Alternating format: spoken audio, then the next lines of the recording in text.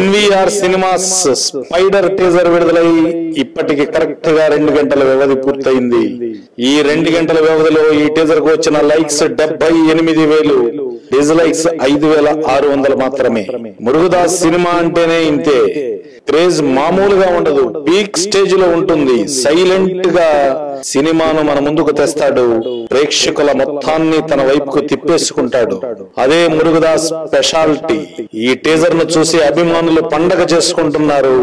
ఇదే సందర్భంలో ప్రముఖ ఇండియన్ సినిమాల అగ్రదర్శకుడు మన రాజమౌళి ఈ టీజర్ ను చూసి ఏ విధంగా స్పందించాడో తెలిస్తే షాక్ అవుతారు.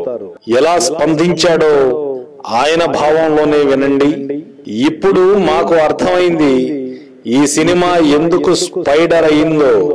ఎంతో రహస్యంగా ఈ సినిమా కంటెంట్ ను దాచేశారు అంటూ ట్విట్టర్ ను వేదికగా చేసుకుని ట్వీట్ చేశాడు. ఒక్క రాజమౌళినే కాదు, ఈ టీజర్ ప్రతి సగటు ప్రేక్షకుడిని ఆకర్షిస్తుందనడంలో సందేహం లేదు. రాబోయే దసరా సెలవులు మొత్తం స్పైడర్ వే అని చెప్పేందుకు సందేహమే అక్కర్లేదు.